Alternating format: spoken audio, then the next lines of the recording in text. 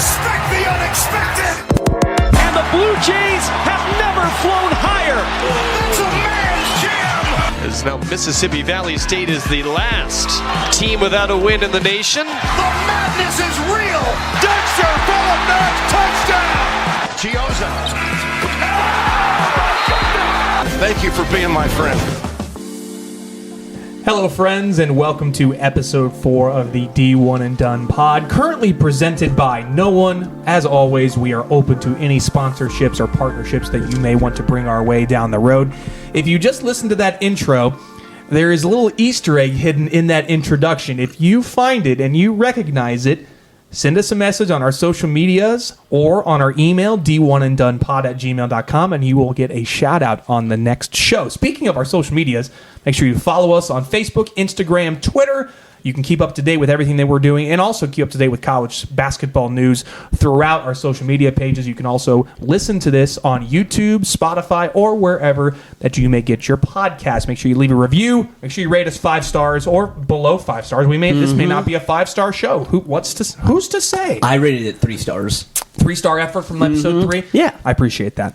So welcome in, Robby Donahoe, Nick Mills to my left, Dusty Mills to my right. Fellas, another good week of college hoops. I know you guys are feeling pretty darn good after Saturday. Yes, I'm excited to be here for episode 4. For people who do not follow us on social media or maybe did not see the post, I was back in Rupp Arena for the Alabama game, my 5th trip to Lexington this year. Boots on the ground? Boots were on the ground. I was on assignment. I did a great job working the game, if I do say so myself. I didn't see your game story after the game, by the way. It's still working on it? I'm not in the journalism business like you are. Was it like on deadline or? Yeah, you're well past deadline at this point. It's not coming in. Monday morning we'll have it ready, I promise. But yeah, it was a very interesting week for Kentucky. Yep. I don't know if we'll get to it or not, but yeah, good week overall, Robby. For sure. I want to know what the atmosphere is like.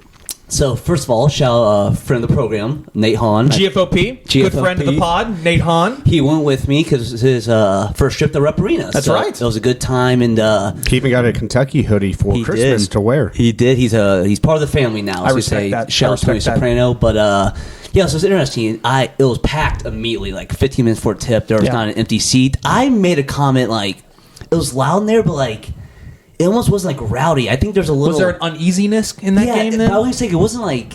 Because uneasy makes it sound like it's like definite. Sure. I thought it was like a little subtle. Like, again, for people who don't know, they lost 3 straight home games at one point this year. Yeah. I was at 2 of those games, by the way. But once the game got going, it was rocking in there. And it was an interesting basketball game, to say the least. They had 100 points with about 10 minutes to go in that game. If I remember correctly, it was 92 points at the under 12 timeout in the second half. That is insane. Like an NBA game broke out there. So easy too. It was hilarious. But Alabama does not want to play defense. They want to chuck up as many shots as they can and then get a rebound and go do some more. And so I was in Lexington, and the third guy on the podcast, Dusty Mills, my brother, was in Chicago, Illinois. Yeah. Were you on assignment? Unfortunately, I could not find a Illinois, ticket. Chicago. Couldn't check out Chicago State? I was trying to get into a Georgetown DePaul, but I couldn't find a ticket. All sold out. I did see someone tweet that on like StubHub or wherever it was. It was $3 to get into that game. I'm surprised it's that I much. should have gone. That's way honestly. too much. Speaking of future games that we may be attending, keep Good call. I forgot. keep an open ear for towards the end of the show when we talk about our locks of the week. I got a new sound for that. So just make sure that you are listening towards the end of the show I'm for glad that. you mentioned that. So part of my punishment is I'm not in a turkey outfit, spoiler right now. Correct, yes, I you're should not. be in it. So I went to Party City Thursday and Friday. Went to the Carmel location, Fisher locations, no free ads, but nothing. You made an effort. I will commend that. So we ordered Amazon, could not get here today, so it will be worn. It may not be this episode, but a punishment. It is a coming. Yes, it is true. Crap. Okay. He didn't. He didn't say to the mic. This is not fake news. Okay, we only spit real facts on the show, Dusty. But yeah, shout out for people who don't know. I'm 0-3 in my picks this year. 0-3 against the spread. We'll talk more about that. Let's not give up too much of it, You're but right. we will say Wednesday could be a big day. Yes. If it does get to that Follow us point. on social media. Yes, you're going to want to see that content if we do get to Wednesday. Speaking of which, Wednesday coming up down the road. But if this is your first time listening to the D1 and Done pod, welcome. We are so glad you are here. If this is your first time checking in on us, The pod name comes from our good pal to our right here, Dusty Mills, who played college basketball at Kentucky and Ball State, unceremoniously or ceremoniously dismissed from both teams. I don't know, however you want to see it. Nick and I both played high school basketball. Nick was much more successful than me, as he actually got to play in a sectional game, and I did not. I will never forgive you for saying that, by the way. I will hold that against you until you are in the ground, and hopefully I'm standing above you. You dare you say that to me! I also, just so you know, for my career in sectionals, 100% from three-point land. Numbers never lie. So 1 for 1, I presume? Correct. Wow. Congratulations. Doug Mitchell, apparently scouting report, North Central's men's coach at the time, boys coach, however you say that, had on the scouting report, let him shoot. How did you find that out afterwards? Gosh, who told me? Who was in that class at North Central? Eric Gordon. Well, it wasn't Eric. Hodzik did not like me. It wasn't Harmis's older brother, was it? That's or Harmis's cousin. Thinking. It might have been Jay Harmis. Yeah. Must have been. Yeah. Anyway, Shout out. We'll have more stories from Dusty at the end of the pod, per usual. Better go through your memory bank of great stories that you can come up with for us. And also, a new segment of the show coming towards the end, Nick's Funny of the Week. Very excited about that. I'm very excited. I was telling Robby today, so real quick, so we'll get to it later, but yeah, the funniest thing from college basketball. So Right. I'm so excited to get to it. So we have Funny of the Week, we have a Stat of the Week, our Locks of the Week, all sorts of great things to talk about as we get towards the end of the pod. But the front burner, big story of college basketball has to be what happened in Winston-Salem, North Carolina on Saturday. The Duke Blue Devils playing at Wake Forest. Big win for the Demon Deacons. Probably one of their biggest wins they've had in the last 5 or 6 years. For those who don't remember, Wake Forest had a great basketball program for a long time. Chris Paul took that team to some big games and big wins. And they're kind of just Timmy Duncan, Tim Jeff Duncan, Teague, Jeff Teague, Darius Sangaila, Al-Farouq Aminu. Al-Farouq Aminu, that's right. Yeah, Good so one. they've had a lot of really good players that have come through Wake Forest, and over the past 5-6 years haven't been as great. Now they're starting to make a little bit of a run. Steve Forbes coming over, really good coach, has done some good things for the Demon Deacons. But at the end of that game, where the Demon Deacons won over Duke, they stormed the court, as most colleges do when you beat a top 10 team and you're unranked. The only problem with that was, in that court storming, if you didn't see it, Duke's star player, Kyle Filipowski, had a bit of an altercation with a fan that ran on the court. Now, however you see it, if you look from the backboard cam, if you look from the normal game camera, it looks like Kyle Filipowski may or may not have tried to shove one of the fans that ran near him. In the process of him trying to shove that fan, Kyle Filipowski supposedly may have injured his ankle in the process. Obviously, not a good situation if you're a Duke fan, because that's one of your best players and you don't want him getting hurt at a court storming. Well, John Shire had some thoughts about that court storming following that loss to Wake Forest. Disappointed we lost. But look, for me, I'm more concerned about the well-being of our guys. Flip sprains his ankle. When are we going to ban court storming? When are we going to ban that? How many times does a player have to get into something where they get punched or they get pushed or they get taunted right in their face? And it's a dangerous thing. And I don't want that to take away from the game that Wake played. Because Wake played a big-time game. Salas was as good as could be today. And hats off to them. But you look around the country and Caitlin Clark, something happens. And now Flip, I don't know what his status is going to be. He sprains his ankle. And it's one thing, when I played, at least it was 10 seconds in the court, you would storm the court. Now it's the buzzer doesn't even go off and they're running on the floor. And this has happened to us a bunch this year. It's part of it. I don't want this to take away at all from Wake. They earned it. They deserve the win. Steve and that. How many times do they deserve the win? Steve is a hell of a coach. I respect the heck out of him and his team. They're really good. And if this is an example that they need to be in the tournament, what are we even talking about? So I'll answer any questions, but for me, that's hats off to them. We need to be better. We need to learn from this. But that needs to stop. So that's what John Shire had to say about the court storm. First of all, the way that he calls him Flip is the most Duke white thing ever. It's a very Duke thing. Now, I thought the same thing. Before we get into the discussion, it is funny that this comes up because obviously court stormings have become kind of a prevalent issue in college basketball. When Purdue played at Nebraska back in, I believe it was December, Purdue lost the game and got court-stormed. And in the process, there was I don't want to say it was, there wasn't some animosity that took place or not, but Matt Painter was a little disappointed by how the Nebraska security was able to handle the situation of when Purdue got court-stormed following the game. Here's what he had to say following the game. I will share my thoughts after Matt Painter. Again, this came out, I believe, this was last December when he said this following Purdue getting court-stormed at Nebraska. So we got to do something about the court storms, guys. I don't know why institutions aren't ready for it. Like, what did you think was going to happen if they won? Like, spread the word. Spread the word before somebody gets hurt. A student from Nebraska should be able to storm the court, right? Like, we're cool. Like, just, get ready for it. If that's what you're going to do. So, we're struggling in our conference with that. Our freshmen, sophomore, and juniors have never lost a road game without a court storm. Think about that. So think about that. Put that in your article. All right? Because someone's going to get hurt. Someone's going to get hurt. And it could be a student, could be one of Nebraska's guys, could be one of our guys, could be someone working the scores bench, could be anybody. But I don't know why people don't get ahead of it. All right? It's happened a lot, and it's just, I don't understand that. So we got to do something about So when that sound came out, the Nebraska fan base just pounded Matt Painter for being a crybaby. Guess who's laughing now, you jerks? Because now, Matt Painter absolutely nailed it. Because Wake Forest wasn't prepared. They weren't ready. You knew it was coming. There were literally guys dressed on the court, sitting courtside, with rain jackets on. You knew it was going to happen if Wake Forest won. So why not take the proper precautions to make sure everyone is safe? So I want to start with Dusty as someone who has experience playing college basketball. Where do you land on court storm? Well, first of all, Detroit Mercy did a horrible job, too, allowing the one guy. What are you talking about? That was great.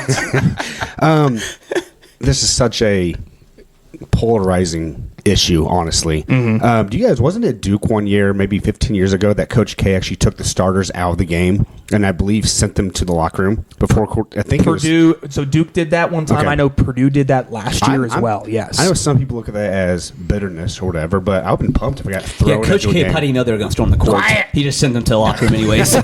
He was mad. I don't really know how you stop it unless it gets to legal stuff. Yeah. Like if you do pinpoint every person, tell them if you're on the court, we're going to take your picture, never come to a game again. But then who actually tracks that to make sure that person never walks in? I know they say all the time MLB or NBA has banned people, but really when you walk into a Pacers game, is someone looking at your picture and making sure you get in. So there's got to be legal implications if you're going to fully stop, let's say 500 college or expulsion kids from school, something like that too. It could be something like that. Besides that, though, someone threw out the idea of, again, I don't know how you moderate it. Make sure fans can understand they can rush the floor, but there's a 30-second clock, essentially. Yeah. And then go party, go do your thing. So it's dangerous. It's for sure. I love it just because I'm a fan. I think I'm all about pro partying, pro fun, all that stuff. You should celebrate, but no different than when you celebrate a bar, do it responsibly.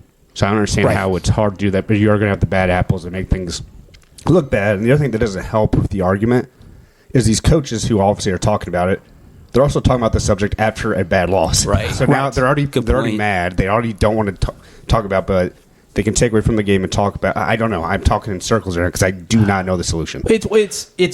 It's the narrative. It's also our culture. It's, he's a crybaby. Oh, he's sad that he lost. Oh, he's trying to provide a proactive solution to the situation. Matt Painter was not. Of course, he's upset about losing, but also he's trying to help make this happen. And he said in the thing they should storm the court. He said that in that I love that quote. Yeah. And so, Nick, where do you stand on court stormings then? Two things I want to say beforehand. One, it's 4:30 here on Sunday. We have no update on Filipowski, how severe the injury is. All we know is update on Flip. All we know is a sprained ankle.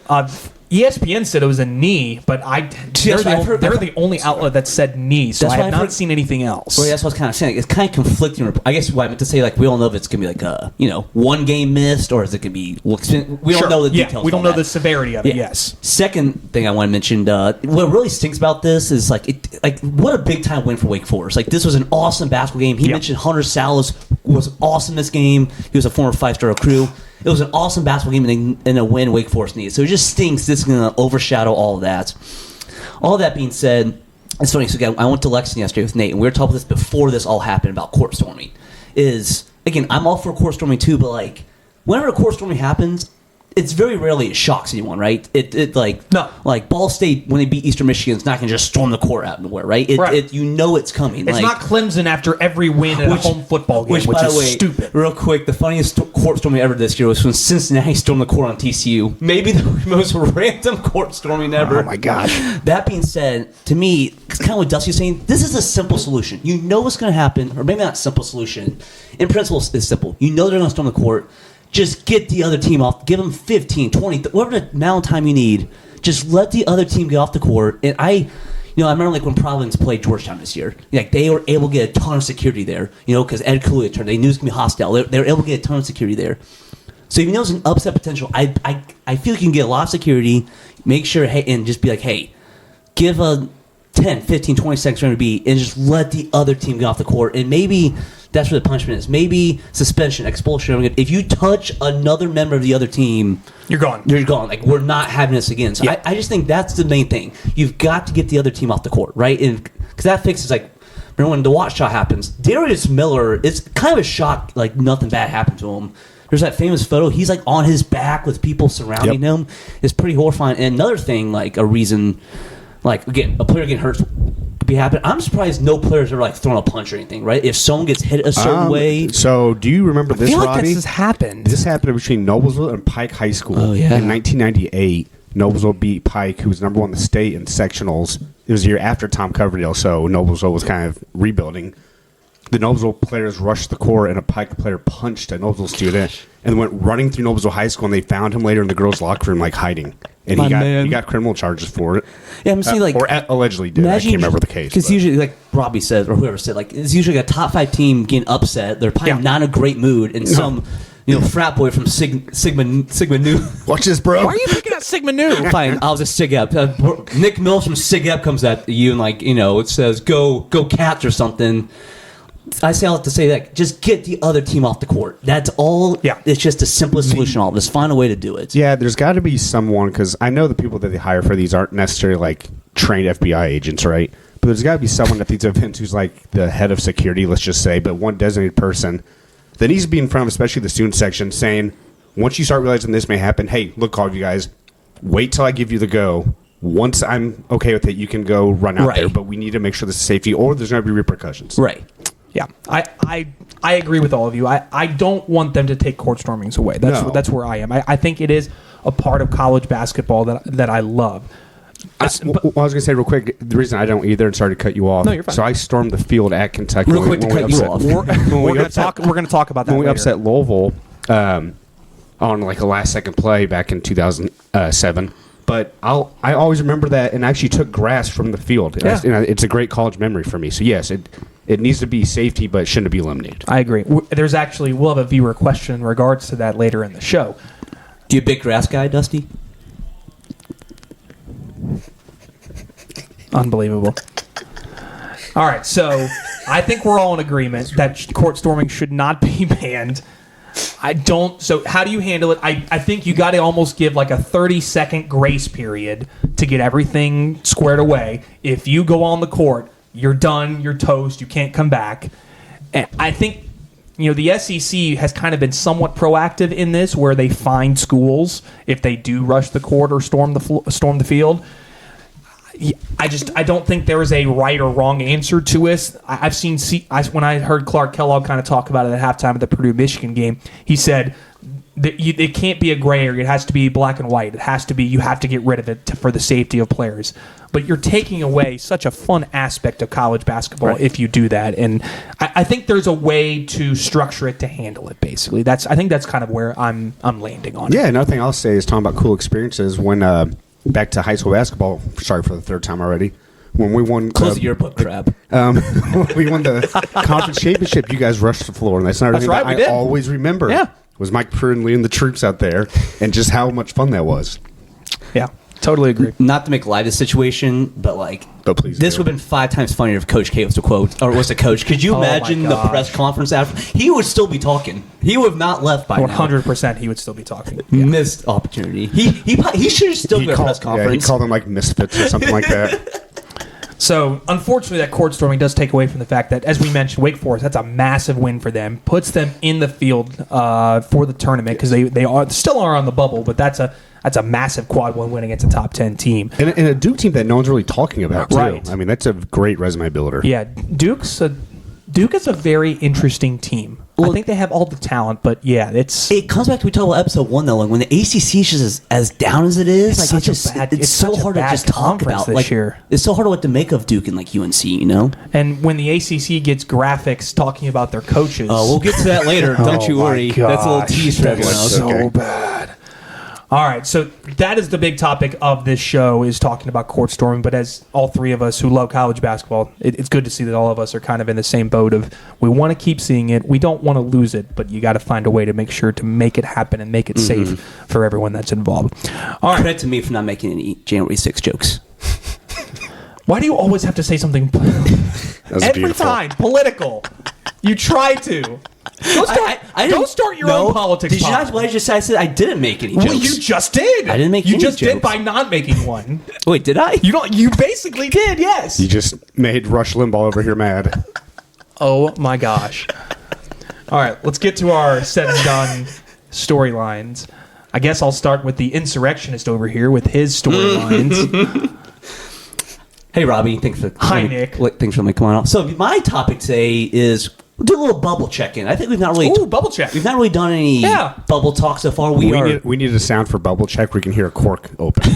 Oh, I like that. That's a good love that idea. Okay. because I believe we're 3 weeks from Selection Sunday, so Yeah. it's a very big conversation. And by the way, no free ads, but I know there's Lenardi and Jerry Palm. I always advocate for this bracket matrix. Takes like the 30 best bracketologists out there and puts the averages out there. So that's Love Bracket Matrix. highly Yeah, they do a recommend. great job. All right, so I'm going to talk about 6 teams. I can go long on them, but I put them in 3 different categories: the disappointments and Oh, then yeah. the surprises. But they're all still in the bubble, right? So we'll go with the bad news first. Kind of 3 disappointing teams. And by the way, again, these are going into yesterday, so they're not updated. Like A&M's in the last 4 in. I'd imagine they're not in the last They're 4 not in. in the I last don't four understand how anymore. they're still So considered. real quick. I also don't understand how they're not good. So here we are. So they're. Well, I know why. As we see here Sunday morning, they are 15-12, 6-8 in the conference. And for people who did not know, like a dark horse SEC team, people picked to win the SEC. Okay, They were a lot of people's picks They to, did- to be an SEC team to win it. Yeah, And for people who don't, know, they had the preseason player of the year and Wade Taylor IV, who's very good. But he is a good player. He's awesome. He's a Absolute really baller. good player. So yeah, they have wins over Tennessee, Kentucky, Florida, Iowa State. They have losses. They got swept by Wait, they Arkansas. beat Iowa State? Yeah, it's wins like that are just help him stay alive. Wow, I didn't know that. And so yeah, again, they got swept by the Arkansas Razorbacks, which is hilarious. not good. They lost at Vandy, so that's A&M's That's resume. bad. The 2 other disappointments is Villanova. They are the 5th team out going to yesterday, 15-12 overall. 8-8. Villanova has no business even being considered to be in the tournament right now, in my opinion. Their wins, they have wins over North Carolina, Texas Tech, at Creighton. They have great wins. That is not their issue. That is a girls. very good list. Because their losses, they lost to every Philly school you can imagine. Penn, Drexel, and St. Joe's. Yeah, they sucked against the Big Five. yeah. Not good at all. And they got swept by the St. John Johnnies. Shout out.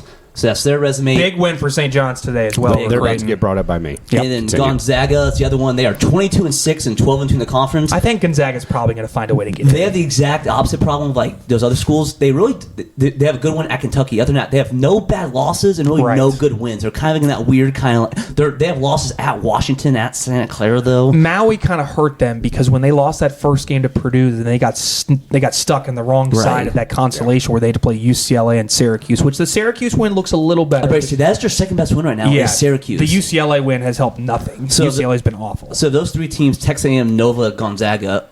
I'll phrase it as this: which team do you think is most likely to get in? Gonzaga. I think Gonzaga will get in. I think it's They actually may be more contingent on what happens with Kentucky.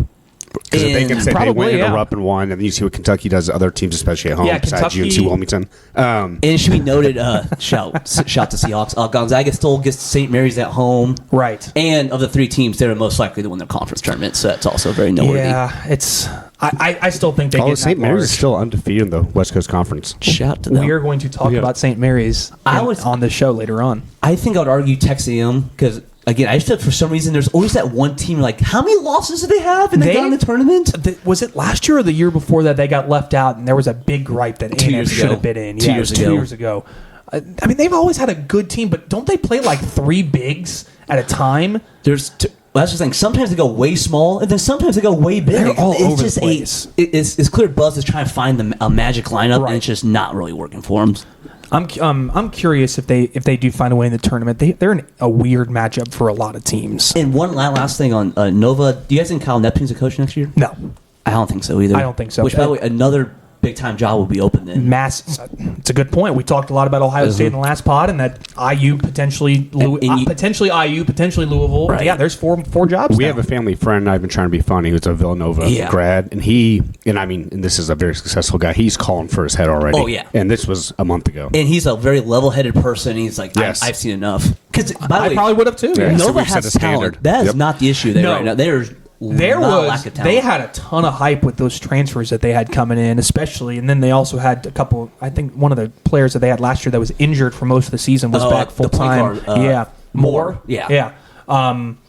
So there's no reason why that Villanova team shouldn't be in the tournament. They were hanging around with UConn on Saturday, and then the Huskies kind of blitzed them in the second half and ran away there. And then, real quick, the three surprises are kind of in the bubble. Seton Hall, 18-9, 11-5 in the conference. I think they'll get in. I think so. I think their win over Butler yesterday. Yeah. They were the last four in going yesterday. I think they have wins over Marquette, UConn, Butler twice. That's for Disney. Marquette. And they have lost. They have some losses, weird losses. USC, Iowa, Rutgers. Not really very good in that end. The USC loss is Horrific. Gosh. Butler was the first team out going yesterday. They are 16-12 and 7-10 overall. They have wins over Marquette, Creighton, Texas Tech. They're trending in the wrong direction. They've lost 4 in a row, and they've also been swept by Seton Hall, like I just mentioned. Lost that. They don't have any terrible losses, but at least the losses. They have 12 losses as we sit here today. If Butler gets in the tournament, mark my words, they will win a game in the tournament. Even if it's not a first 4 game, I think Butler will win a game if they get in the tournament. I think so. Because they're a bad matchup and they can shoot it. And we'll talk about more as we get close to March. It's always our first 4 team that makes a little run. Right. It feels like every single year. Yes. And then finally, second team out going yesterday. Ole Miss at 19-8, 6-8 overall. They took a tough loss to home at South Carolina yesterday. Needed to win that South Carolina game. Yeah, they're in a tough spot right now. They're a lot like their numbers are not good. Right, That's what holds them back. Numbers are awful. And they're like Gonzaga. They don't really have any bad losses, but they don't have a ton of great wins. Their best wins are Florida, Mississippi State, A&M, and then they lost at LSU. So again, of those 3 teams, who do you think? I guess Seton Hall's pretty much in. Seton Hall's in. I think agree. Seton Hall's in. I think Butler will still find a way to get in, but I'm concerned because they're going in the wrong direction. I don't think Ole Miss will get in. I don't think they have the numbers and the data right Again, now. Ole Miss is another one where they probably need to rely on Florida to keep winning and staying high. Yeah. to And make they that probably just need look better. A&M to get in the tournament somehow. Yeah, there's a lot of things that have to go right for Ole Miss to get in. I hope they do. Speaking of Ole Miss, the SEC, Mississippi State, big win over at LSU yesterday. You want to talk about a team that's you don't want to run into in the tournament? Chris James' teams are tough when they get to the tournament. Tolu Smith might be one of the best players in the country. One of the best players that nobody knows about. Right. And next to Rob Dillingham and Reed Shepherd, Josh Hubbard of Mississippi State, that dude is a dog. And he's one of the best freshmen in the country. And he plays for the Dogs. Sure does. How about that? So I'm so mad we only film on Sundays because after LSU won the game against Kentucky, I don't even know what the spread was, but the